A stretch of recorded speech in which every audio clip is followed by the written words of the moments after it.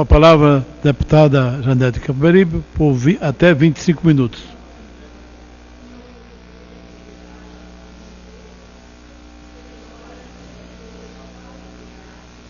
Cidadãs e cidadãos que nos acompanham pela Rádio e TV Câmara, trago nesse pronunciamento um alerta ao povo brasileiro sobre as graves ameaças contra os povos indígenas de quilombo e unidades de conservação. Ameaças impostas pela representação distorcida nesta casa, determinada pelo poder financeiro, o que nos remete à urgência das reformas de base. Povos indígenas do Maranhão reuniram-se na semana passada com as frentes de apoio aos povos indígenas e ambientalista, a Organização das Nações e povos não representados, como são os índios no Brasil, e a delegação da União Europeia no nosso país. Emitiram um manifesto contra a PEC 215, o PL 1610, que trata de regulamentar a mineração em terra indígena, e todas as propostas que significam a perda das condições adequadas à sobrevivência e manutenção de suas formas de sociedade e cultura.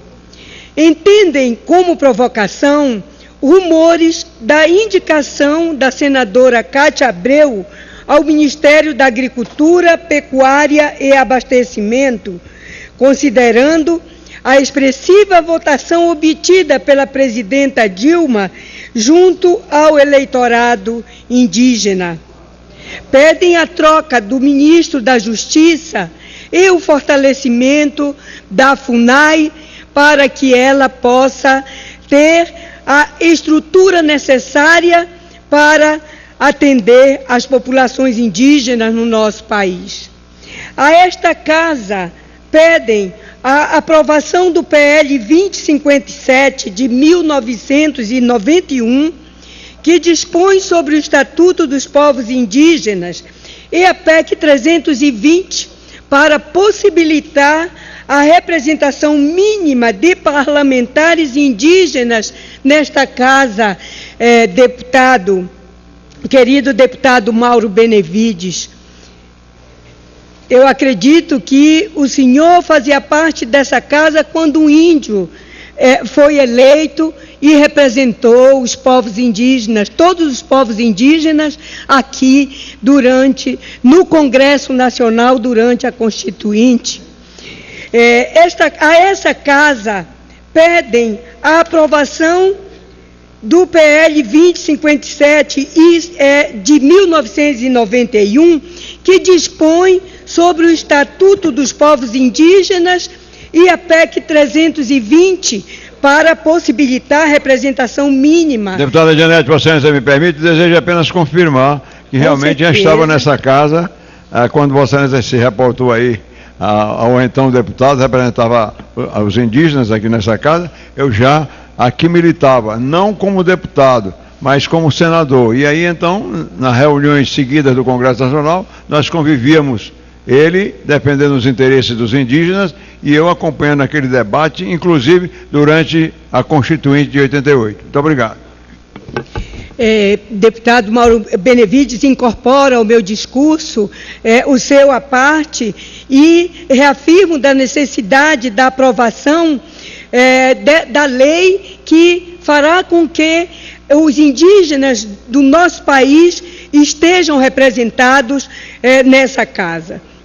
Querem a obediência, deputada Mauri, à Convenção 169, da qual o Brasil é signatário, e participação no debate do PL 7735 de 2014, sem a urgência regimental que foi imposta na tramitação desse importante PL.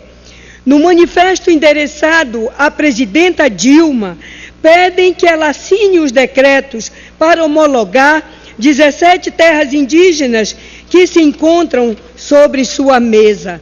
Ao ministro da Justiça, José Eduardo Cardoso, pedem que assine 13 portarias declaratórias, uma das quais teria impedido agressão aos Pataxó na truculenta reintegração de posse da aldeia Boca da Mata, no sul da Bahia.